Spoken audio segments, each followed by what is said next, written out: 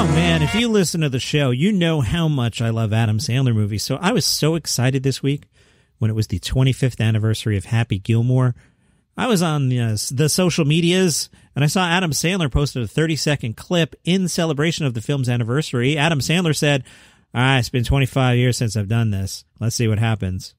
Shooter McGavin, this is for you." And then Adam Sandler plays some golf. He nails the shot, despite having stated previously that he's terrible at golf. Ben Stiller got in on the fun. He played the sadistic, or in his words, misunderstood, orderly who looks after Happy's grandma. Ben Stiller wrote, "That's a beautiful swing, Mr. Gilmore. Congrats on your anniversary and being such a loving grandson. So happy to be a small part of taking good care of her during her golden years." Then Shooter himself, Christopher McDonald, responded to Sandler's tweet with a video of his own. He said, "Let's see if it's Shooter's tour." And then he makes a putt in what looks like his living room. He thanks the fans and ends by challenging Sandler to meet him at the 9th green at 9 o'clock. Let's do this, Adam Sandler. Rotten Tomatoes wrote about the 25th anniversary of the film, saying, "Happy Gilmore is Adam Sandler's best comedy." On its 25th anniversary, we look back at an early Sandler hit that is not only full of great performances and memorable lines, but also changed the way we enjoy golf. Sure did. Happy Gilmore remains as relevant as ever, throwing a soundtrack that seamlessly blends a variety of artists like Lynyrd Skynyrd, House of Pain, Kansas, and of course Diana Ross and Lionel Richie. Tack on a Star Wars-inspired ending with spirits appearing in the sky. You've got yourself one iconic offering. Rotten Tomatoes points out Happy Gilmore actually remains just one of a handful of fresh films over his entire career. When it comes to comedies, Sandler cranked out more in his first 20 years than a first-grade Billy Madison can even count, but Happy's joined by only The Wedding Singer, Punch Drunk Love, and Funny People in the fresh comedy category, and it's debatable whether the latter two are even comedies in the first place.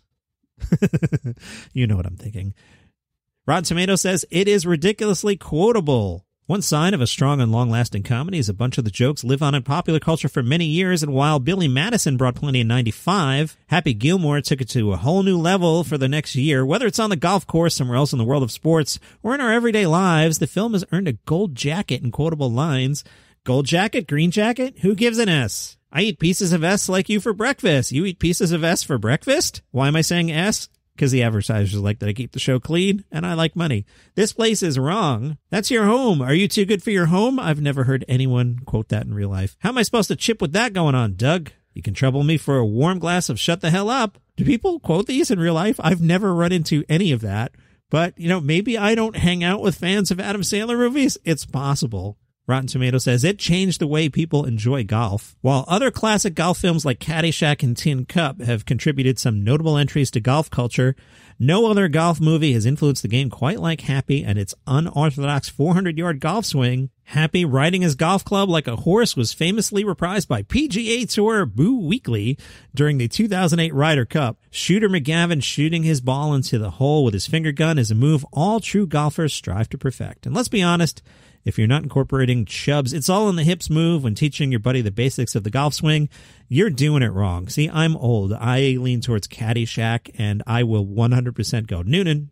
And Rotten Tomatoes says the movie features a fight scene that defined a generation. Could we have kept Bob Barker's fight scene with Adam Sandler in the supporting cast section of this article? Probably.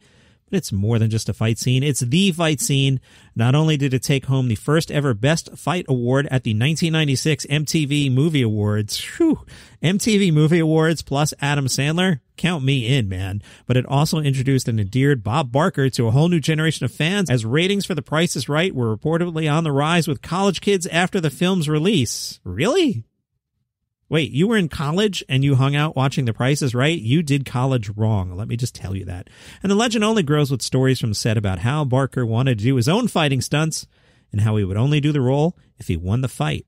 And I agree with Rotten Tomatoes when they say, to quote the man as he delivers a beatdown to Happy, "I think you've had enough. Quick break, come back, do something else."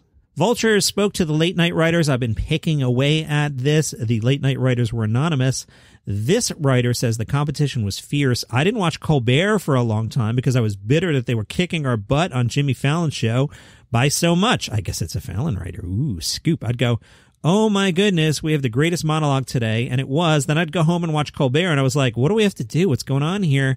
I'd watch some of Stephen's at-home shows, and I was like, man, that's how you do it. Colbert's jokes are targeting Trump and only Trump, but they're good jokes. They're really well crafted. Same thing with Seth Meyers. See, now I think Fallon had a great year. You've heard me talk about that in the beginning of the show most days, that I think Fallon's writers have been on point. The writer says, I feel like we're hamstrung by the audience and what the audience wants. You always have to be making a point about something serious. You always have to be on the right side. We can't be ironic. There was a New York Times article I thought was really spot on about how the Republicans are the ones who can be sarcastic and say what they don't mean, and liberals have to be sincere all the time. Otherwise, you lose people. You don't want to lose the audience you built up. I think there's just going to be some light ribbing of the Biden administration. We're going to set our sights on the people who say obnoxious, sexist, racist things about Kamala Harris. We're going to set our sights on Fox News and the machine against Biden and Harris. That's what the late night show I work on was pre-Trump, just criticism of Hannity and all the disgusting things people say. I don't think we're necessarily going to give Biden a total pass, but I still think I'd use kid gloves. There's a couple reasons Biden is funny, but the primary thing is that he's very, very old, and that's ridiculous. He's out of touch. There was also the whole thing where he was facing those sexual assault allegations. We didn't do a single thing about that. That was a major story, and it's just like, we're not going after that. I sound like I'm a conservative, but I'm not. Sometimes I'm like, are we a propaganda machine? I don't know. There's a weird double standard.